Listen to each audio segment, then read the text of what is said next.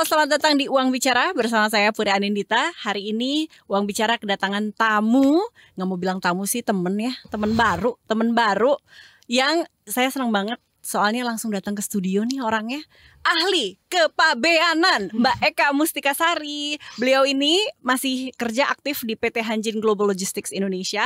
Dan saya taunya Mbak Eka itu memang suka ngasih webinar gratis soal proses kepabeanan, ekspor-impor. Posternya sering sekali ya seliweran di X. Langsung kita sama-sama datang Mbak Eka. Hai, aduh terima kasih sekali. Saya merasa sangat terhormat bisa hadir di sini. Aku loh yang rasanya kayak pengen curi ilmu banyak banget ya. Oh gitu, jangan curi dong. Oh ya, nggak berbagi kan mbaknya berbagi, aku yang nangkap gitu sama Oke. teman-teman Uang Bicara. Jadi sekarang kan ekonomi lagi nggak menentu, banyak juga orang yang sehari-harinya sebagai profesional bekerja tapi punya side hustle, punya usaha yang bisa jadi usaha kecil-kecilannya pengen naik kelas, pengen cita-citanya diekspor dong ke negara lain gitu. Nah, tapi kan kalau pasar di luar Indonesia pasti banyak apa ya, aturan-aturan nih gitu. Siapa tahu bisa dapet bocorannya dari Mbak nih, dari Mbak Eka. Soalnya kalau saya lihat data nih, UMKM kan jadi penyumbang 60% PDB Indonesia. Nah, kalau mau naik kelas ke skala internasional, khawatir ribet nih, izin ekspornya gimana gitu. Nah, langsung tanya sama ahlinya, emang benar serumit itu ngurus izin ekspor? Coba deh dijawab. Langsung tembak loh, langsung tembak. Iya, tapi sebenarnya aku mau bicara dulu, aku bicara sebagai ahli kepabeanan yang mana kebetulan tersertifikasi dari Dirjen Bea Cukai gitu. Oke. Jadi sebenarnya kalau di ekspor UMKM ini tuh banyak aspek ya Mbak ya. Kalau misalkan kita bicara di biasanya nih kalau teman-teman nanya nih, kalau aku di seminar gratis atau apa gitu, mereka selalu nanyanya gimana sih cara dapat buyer gitu kan. Terus kalau misalkan aku mau ekspor ini tuh Incoterm atau pembayarannya seperti apa, seperti itu. Cuman memang kalau aku pribadi sebagai ahli kepabeanan itu fokusnya adalah pada kepengurusan dokumen-dokumen di Bea Cukai gitu. Yes. Cuman kalau terkait misalkan informasi-informasi terkait bagaimana ekspornya ya, oke lah kita sharing ya gitu. Yang pertama yang tadi Mbak Puri tanya terkait izin ekspor, sebenarnya pada prinsipnya semua perizinan yang dikeluarkan oleh pemerintah yang diakses oleh masyarakat kita nih, itu kan gratis ya, sangat gratis. Kalau untuk ekspor UMKM sendiri, syarat yang utama sebenarnya nanti bisa dicek ada di peraturan gitu di Kadin kalau nggak salah dan Permendak. Itu kita harus punya izin usaha. Oke. Nah yang pertama tentu NIB yang itu bisa diakses di OSS. Nanti teman-teman catat aja biar nggak lupa. Langsung nyatet. Iya. Saya langsung catat. Ya, NIB itu NIB nomor dulu ya. Iya, betul. Nomor induk berusaha. Oke. Jadi di dalam NIB itu kita sudah otomatis diberikan hak akses kepabeanan yang mana kita bisa langsung ekspor, Mbak. Sesegera itu. Iya, sesegera itu, semudah itu gitu. Kalau misalkan nanti arahnya usaha kita ini untuk impor, maka diupdate lagi lah di perizinan itu. Oke. Ya sebenarnya intinya kalau misalkan teman-teman semua mau ekspor, kita pegang dulu nih NIB gitu. Itu aja sih, dan sekali lagi bahwa perizinan itu diakses sangat terbuka di single Windows OSS dan itu free. Free. Iya betul, free. Oke, secara peraturan free ya. Iya, kadang-kadang gitu. Masa kadang-kadang kalau misalkan kita ngurus sendiri ya free gitu. Memang kan mungkin stepnya agak ribet lah, harus melengkapi dokumen ini. Kadang-kadang kita nggak sabar, minta tolong lah ke jasa itu. Nah sebenarnya kan kita bayarnya ke perusahaan jasa itu. Kalau misalkan kita direct, free. Free, oke. Nah sebelum ngurus izin yang sebenarnya syaratnya kan NIB nih. Kalau ke depannya kita mau ya memperlancar aja. Kalau dari Indonesia harus punya NIB. Tapi kalau dari negara yang kita tuju, siapa tahu, saya nggak tahu nih, ada quality checking. Misalnya kalau di Indonesia kan ada SNI. Apakah misalnya negara tetangga yang deket-deket aja dulu, kayak Malaysia, Singapura, Vietnam mungkin gitu. Mereka tuh punya kayak standar tertentu supaya kita layak ekspor. Oh, I see. Jadi semacam quality gitu ya. Kalau sebenarnya ketentuan dari kualitas barang yang kita kirim atau semacam kalau di Indonesia SNI itu ditentukan oleh penerima. Oke. Jadi bukan kita yang menentukan ya. Jadi misalkan seperti contoh saya ada pegang satu UMKM, dia kirim sapu. Sapu tuh dari sapu namanya Ramin ya. Gitu. Banyak sekali itu, kaya sekali di daerah Purbalingga, Jawa Tengah. Dan itu jadi kita harus cek nih ke pembeli nih di luar negeri. Apakah barang ini ada sesuatu dokumen yang harus dipenuhi di sana. Nah itu baru mereka biasanya nanti kalau barang-barang semacam sapu tadi yang saya contohkan itu biasanya ada dokumen pendukung di sini tuh dari Balai Karantina seperti itu. Jadi memang penentuan kualitas ini yang menentukan fullnya itu dari pembeli, dari negara tujuan. Jadi untuk mengetahuinya dari awal biasanya kita di sini UMKM tuh ngirim sampel dulu. Ini nih sekian misalkan berapalah 15 kilo, 10 kilo, barulah dicek di sana. Kalau misalkan butuh dokumen seperti tadi yang dari badan karantina ya di sini yang mengeluarkan badan karantina seperti itu. Nah, ini kan berarti kayak ada semi trial and error gitu ya. Katakanlah kita usaha kecil-kecilan ini menggunakan platform sosial media gitu kan. Terus ya benar kata Mbak bilang ya udah kirimnya nggak yang banyak-banyak aja. Aku pengen tahu sih di Asia Tenggara nggak banyak dan kayak nggak akan terlalu banyak kena ya karantina, dicek yang terlalu berlebihan itu jumlahnya berapa ketika kita mau test the market dulu aja gitu. Oh ya, kalau pengiriman sampel biasanya banyak dari teman-teman aku tuh under 30 kilo.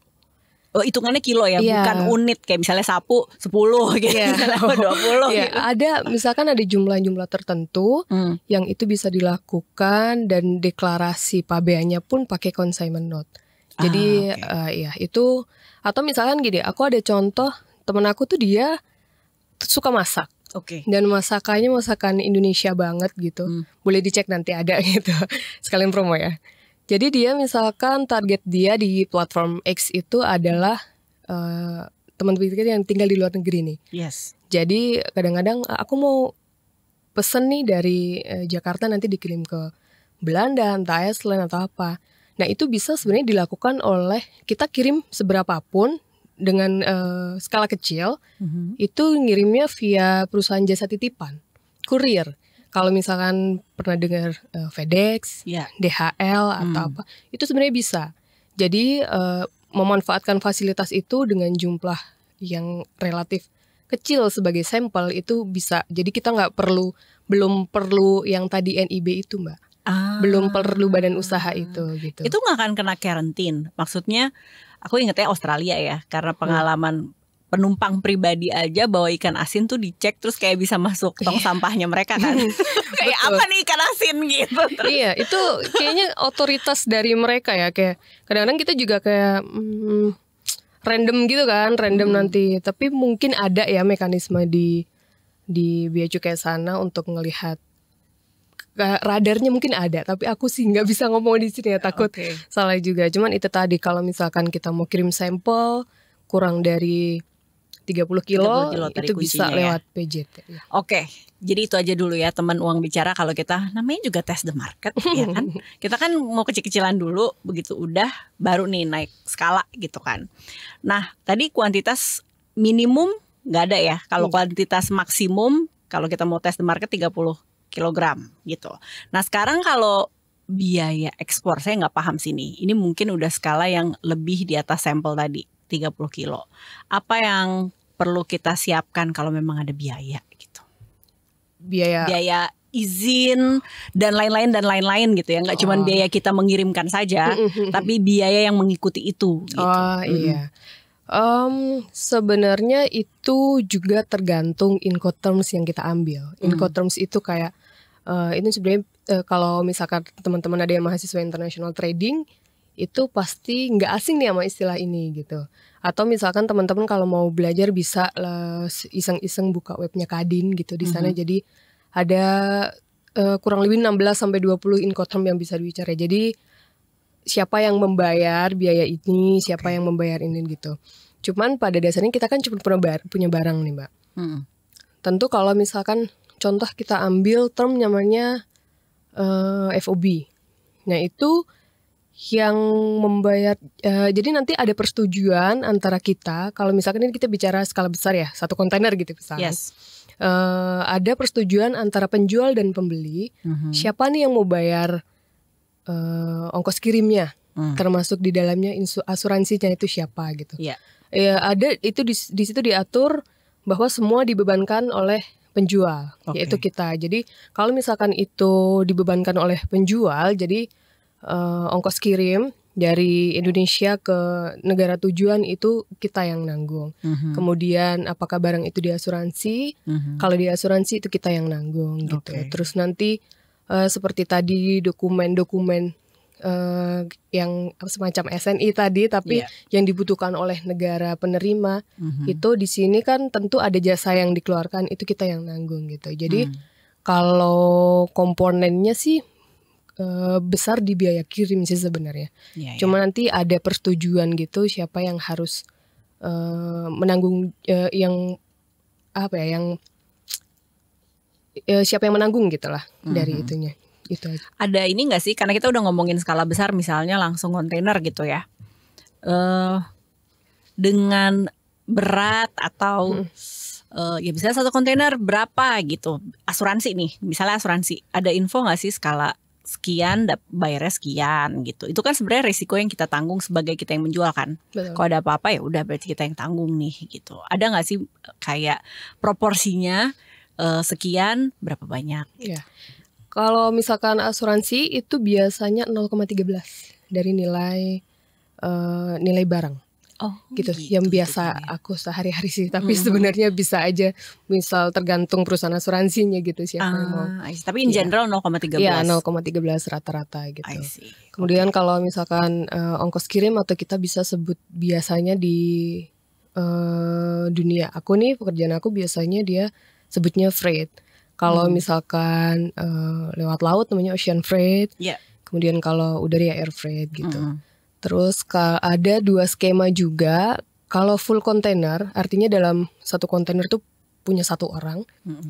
Kita pakainya FCL. Tapi kalau misalkan kita barang kita, ada skema itu gitu.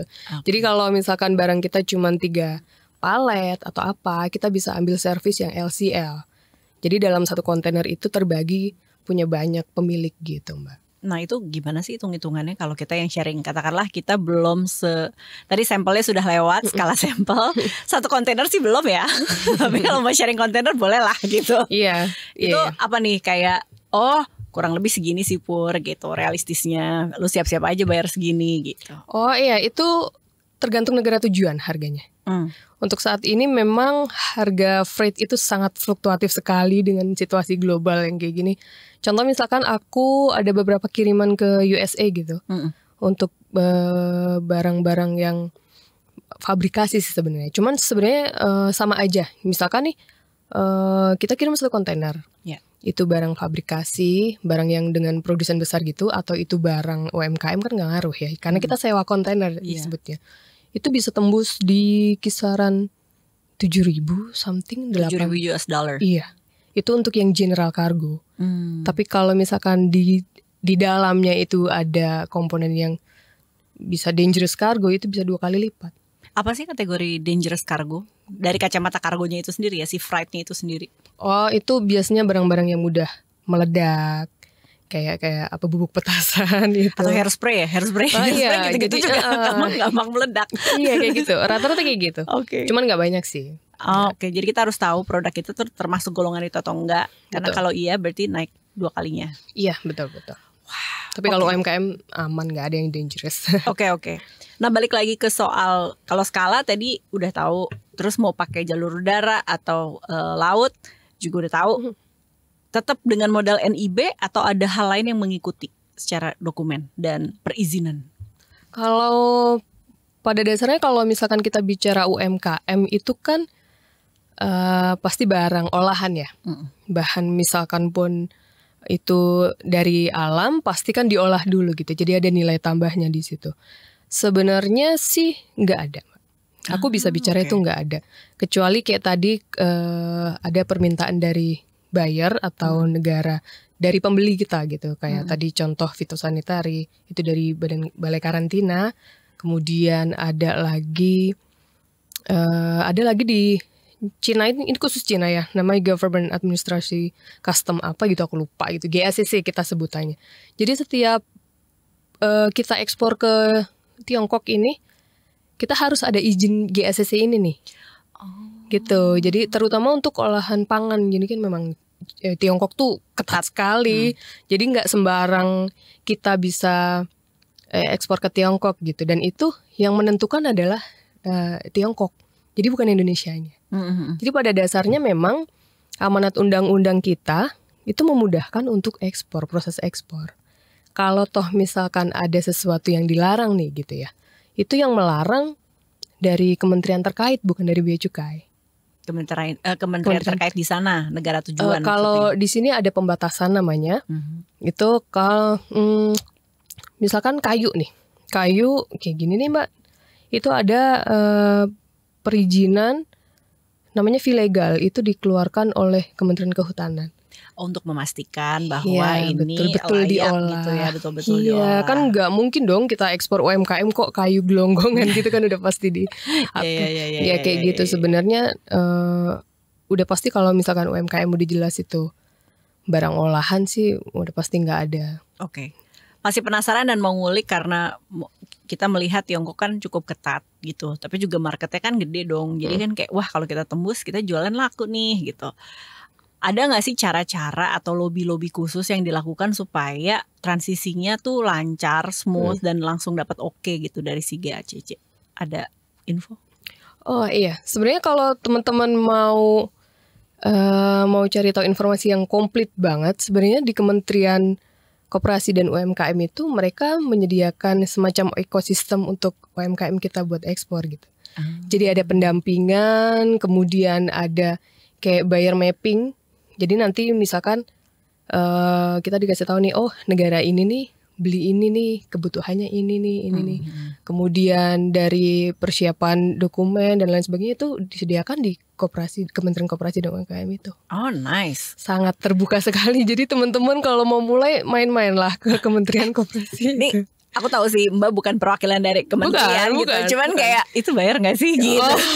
Enggak, free itu sangat harusnya free ya. Ya. Okay. Jadi di sana nanti teman-teman itu ada semacam aliansi gitu ya, isinya dari teman-teman UMKM juga. Jadi kalau misalkan kita punya komoditas yang sama, kita bisa gabungan gitu loh Mbak. Jadi misalkan buyer aku nih butuh 1 kontainer sapu. Oh ternyata aku nggak bisa ngambil dari 1 orang doang UMKM, jadi bisa gabungan terus nanti jadi 1 gitu. Itu keuntungannya sebenarnya kalau kita gabung di asosiasi gitu. I see, oke. Nah, gimana ya? Saya lagi mau nyambungin antara si teknologi sama proses ekspor itu sendiri. Jadi misalnya kan kita si aliansi jualan sapu nih ya ceritanya kan mendarat di Beijing gitu misalnya. Semua udah oke, tapi kan juga kita pengen kalau marketnya responnya oke, ya pakai e-commerce kan. E-commerce-nya mereka lah gitu. Aku udah nggak ngerti sebutannya apa gitu ya dan warna apa. Itu bisa satu jalur juga atau sebenarnya itu adalah usaha yang lain? Maksudnya setelah kita udah diterima dari GACC-nya udah oke, itu adalah battle yang lain atau sebenarnya enggak sih, begitu lo udah masuk harusnya sih masuk ke e-commerce mereka gampang-gampang aja gitu.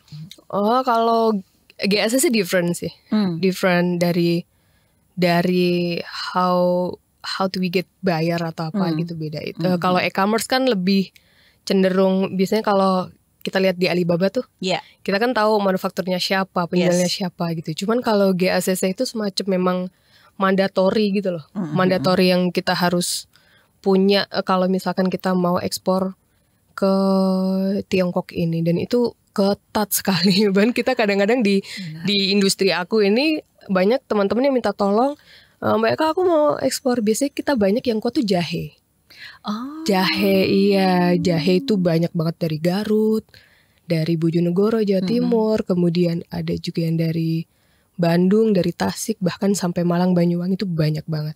Cuman untuk kendalanya adalah memang, jadi kalau ekspor ke Cina itu kita harus di sini pun di Indonesia kita harus melakukan stuffing itu loading ke kontainer itu di gudang yang sudah terdaftar atau memiliki izin GACC itu. Dan itu gak banyak sebenarnya. Jadi sulit, dan kadang-kadang kita harus sewanya lebih tinggi untuk perizinan ini. Jadi memang pasar Tiongkok ini luar biasa. Saya nggak nyangka sesulit itu. Saya pikir yang sulit Australia. Iya, Australia juga, Amerika pun juga. Jadi aku pernah mau kirim sampel lobak dari Humbang Hasundutan, jauh banget kan. Itu sampai sekarang belum bisa tembus karena mereka FDA-nya memang kita belum ada kerjasama kalau nggak salah waktu itu. Aku pernah tanya sama agent aku yang di sana. Jadi semacam BPOM-nya sana tuh tidak mengizinkan. Jadi emang kita harus lihat. Oke, ini udah terakhir banget. Mbak, ada yang mau disampaikan untuk teman-teman yang sekarang lagi mau naik kelas gitu ya? Kayak gue yang tadinya ya domestik udah aku pegang gitu ya, tapi mau dong Asia Tenggara atau bahkan Eropa atau Amerika gitu. Ada lagi yang belum kita bahas tapi kayak wah penting untuk kita tahu supaya ya pengennya kan segera cuan ya. Iya, sebenarnya aku sering banget ngobrol terutama sama klien-klien aku gitu ya. Karena aku adalah penyedia jasa kepabeanan, terus dan terpisah sekali dengan international trading tadi gitu. Jadi aku selalu bilang, jadi aku pernah ketemu sama 4 anak muda gitu. Mereka ketemu di kampus, terus mereka nongkrong iseng. Terus mereka yang tadi aku ceritain, mereka mau ekspor jahe. Gimana sih mereka caranya gini nih. Aku selalu bilang gini, mas-mas ini silahkan cari komoditas apapun. Saya kasih bocoran beberapa komoditas yang berpeluang besar. Saudas itu kayak serbuk gergaji gitu lah. Oh, iya, itu banyak itu sekali. Itu komoditas yang kayak seksi nih. Seksi di mata negara mana nih? Korea. Seksi sekali. Oh, makasih bocorannya. Lanjut terus. Jadi di sana mereka digunakan untuk budidaya jamur gitu. Sama energi terbarukan juga. Iya. Itu banyak sekali dari Lampung. Jadi silahkan, aku selalu bilang explore itu. Iya, silahkan teman-teman untuk mencari komoditas yang apapun itu pasti ada jalannya di sisi dokumentasi kepabeanan bisa aku bantu gitu. Tapi untuk cari buyer dan lain sebagainya itu terpisah lagi gitu. Kemudian seperti aku bilang, kalau ngurus perizinan dan lain sebagainya ya itu free dari pemerintah. Dan silahkan bergabung di komunitas-komunitas UMKM untuk memperbesar network. Kan yang penting kan network sebenarnya ya. Jadi orang-orang datang ke aku tuh biasanya udah tinggal akhir gitu loh Mbak, kayak Mbak Eka, aku mau ekspor ini, kayak ini, olahan ini gimana caranya? Oke, nanti aku bantu buat ininya gitu sih. Semangat aja cari buyer dan cari buyernya udah ada, marketnya udah ada, mereka udah oke, teman kita banyak untuk sharing, betul. Apalah kargo segala macam. Iya. Dan dibantu konsultasi dan segala macamnya sama Mbak Eka. Betul, silahkan. Terus kalau misalkan mau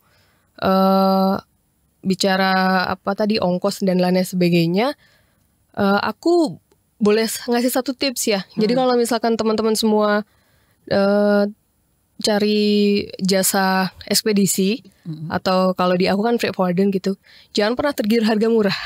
Kenapa tuh? Karena gini, kadang-kadang harga murah itu berkaitan langsung dengan sailing time. Jadi kadang-kadang ada yang misalkan aku dapat harga nih 1.000 nih, tapi di tempat lain aku dapat 1.500. Yang 1.000 ini kadang-kadang dia transit rutenya tuh nggak jelas. Kalau barangnya itu barang-barang yang peka waktu, bisa busuk nanti sampai sana. Jadi kadang-kadang penyedia jasa juga dia tidak terbuka di awal. Kayak gitu yang bahaya. Jadi teman-teman sekali lagi jangan tergiur harga murah. Ada rupa ada harga. Iya, betul sekali. Mau tepat waktu. Betul. Ya kan? Jadi harus clear di depan gitu. Oke, baik Kak, makasih banget udah main. Terima Nanti kasih. Kita pasti ada obrolan-obrolan lain di episode selanjutnya. Oke, Sukses terima kasih. terus buat Mbak Kak. Terima kasih. See you Terima soon. kasih.